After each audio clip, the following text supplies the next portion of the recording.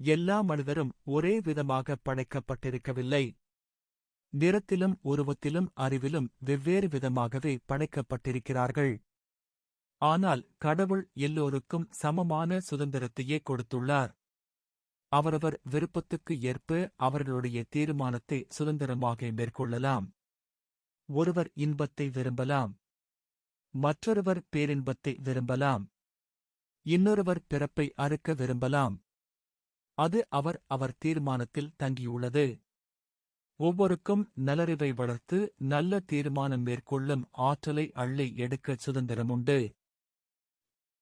அது அவர் விருப்பம். அதற்கு அவருக்கு சுதந்திரமுண்டு. விரும்பினால் அவர் நல்ல தீர்மானங்களை எடுத்து அறம் காக்கலாம். அல்லது அவர் தீர்மானங்கள் அறம் மீறலாகவும் இருக்க முடியும். இறுதி விளைவு ஒன்றில் இன்பமாக இருக்க முடியும், அல்லது துன்பமாக இருக்க முடியும். உலக வாழ்க்கையை புரிந்தவர் இன்பத்தை அனுபவிக்கலாம். புரியாதவர்கள் இரண்டையும் கலந்து இன்பமும் துன்பமுகமாக வாழலாம். பேரின்பமடைய அறம் காக்க வேண்டும். புல ஆசைகள் நிறைவேறினால் அது இன்பமாக இருக்கும். சிலவேளை அது அவருக்கு இன்பமாக இருந்தாலும் மற்றவருக்கு துன்பத்தை அளிப்பதாக இருக்கும். அவ்வாறான நுகர்வு அறமாகாது. அவர் இன்பத்தையும் துன்பத்தையும் சேர்த்து அனுபவிக்க வேண்டி வருமென்பது தவிர்க்க முடியாது. அந்த இன்பத்தை நான் சொறிநோய்க்கு சமமான இன்பமாகவே குறிப்பிடுவேன். சொரியச் சொரிய இன்பமாக இருக்கும். சொரிவதை விட மனம் வராது. அதன் விளைவு சொரிந்தவர்களுக்குத்தான் தெரியும்.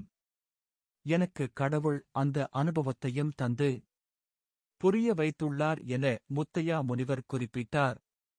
அறம் காக்க மூட நம்பிக்கைகளை தவிர்க்க வேண்டுமெனவே குறிப்பிட்டார். எது மூட நம்பிக்கை, எது நல்ல நம்பிக்கை என திடமாக்கிக் கொள்ள ஒவ்வொருவருக்கும் சுதந்திரம் கடவுளால் கொடுக்கப்பட்டுள்ளது. சமூகக் கட்டுப்பாடுகள் சிலவேளை அறம் காப்போரால் அங்கீகரிக்க முடியாததாக இருக்க முடியும். தீர்மானம் அவரவருக்குச் சொந்தமாகும். அதில் கடவுளே தலையிடுவதில்லை. கடவுளை வணங்க பசித்திரு விழித்திரு என்றும் சொல்லுகிறார்கள்.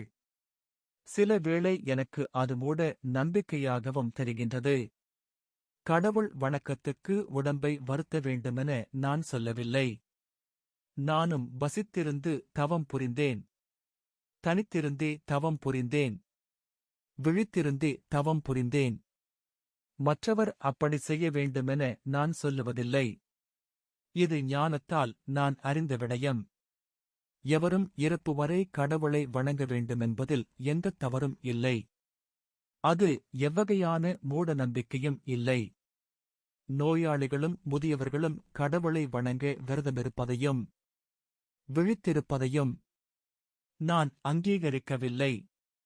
கடவுளும் அதனை அங்கீகரிப்பதில்லை.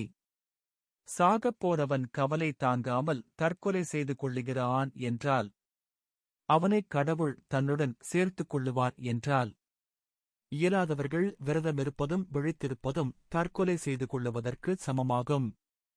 கடவுளை நம்பாத நாஸ்திகம் பேசுகின்றவர்களிலும் அறம் ஒன்றே பெரிது என தீர்மானம் மேற்கொள்ளுகிறவர்கள் இருப்பார்களானால் அவரும் புத்தியின்தைத்தை கடவுளிடமிருந்து பெற்றுக் கொள்ளவார் என நான் குறிப்பிடுகின்றேன். இது நான் பெற்ற ஞானத்தின் விளைவு என்று நான் சொன்னால் கூட உன்னால் நம்ப முடியாமல் இருக்கும்போது கடவுள் வந்து உனக்குச் சொன்னாலும் நான் தான் கடவுள் என்று சொல்லிவிட்டு போன பின்பு நீர் அவரையும் கள்ளச்சாமிதான் என்று போன பின் குறிப்பிடலாம்.